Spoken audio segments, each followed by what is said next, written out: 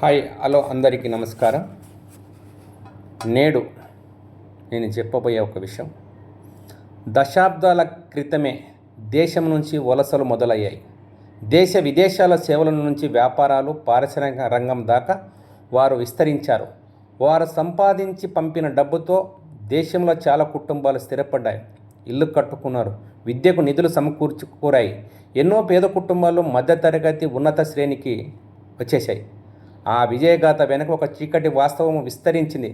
దేశంలో అత్యంత వేగంగా వృద్ధాప్యం వైపు వెళ్తున్న సమాజాల్లో దక్షిణాది సమాజం కూడా ఒకటి. ఈ ఈ రాష్ట్రాల్లో ఉన్న గ్రామీణ ప్రాంతాల్లో ఒక నిశ్శబ్ద సామాజిక సంక్షోభం ఆవిష్కృతమవుతుంది. ఎక్కడో విదేశాల్లో ఉన్న పిల్లలు ఇంటికి డబ్బు పంపుతున్నా చాలామంది వృద్ధ తల్లిదండ్రులు ఒంటరితనం, నిర్లక్ష్యం, భావోద్వేగపరమైన విస్మరణను అనుభవిస్తున్నారు. దీంతో దేశంలో అభివృద్ధి కుంటుపడుతుంది. దక్షిణాది రాష్ట్రాలు, మరీ ముఖ్యంగా దక్షిణాది రాష్ట్రాల్లో అభివృద్ధి కుంటుపడుతుందని గ్రహించి మాన్యశ్రీ కూటమి ప్రభుత్వ అధినేత నారా చంద్రబాబు నాయుడు, ఆంధ్రప్రదేశ్ ముఖ్యమంత్రి గారు వరిలో ముందుగానే గ్రహించి యువతకు ఒక గట్టి సందేశాన్ని పంపిస్తున్నారు. యువత మేల్కొండి, జనాభా పెరుగుదలలో మీ వంతు పాత్ర వహించండి అని ఆయన చాలా గట్టిగా నమ్ముతున్నారు. కుహనా మేధావులు దీనికి రకరకాలుగా కామెంట్ చేయొచ్చాం, కానీ ఆర్థికపరమైనటువంటి అవగాహన కలిగిన వాళ్ళు, సమాజం పట్ల అవగాహన ఉన్న వాళ్ళు, సమాజ హితం కోరే వాళ్ళు ఆయన చెప్తున్న నిజమే. భవిష్యత్తు వృద్ధులతో నిండి ఉంటుంది.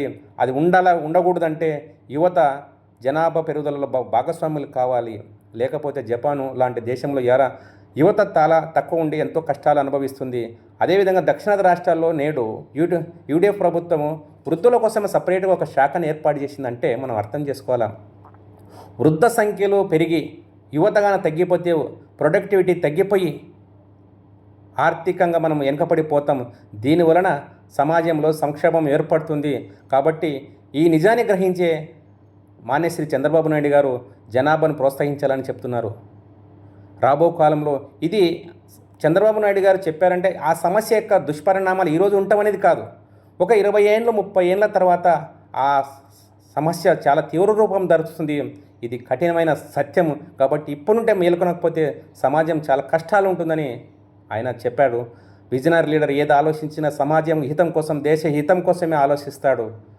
ఆయన నేను మాటలను మనం పాటిద్దామని కోరుకుంటూ, కురవ మదిలేటి, తెలుగుదేశం పార్టీ కర్నూలు జిల్లా ఆర్గనైజింగ్ సెక్రటరీ.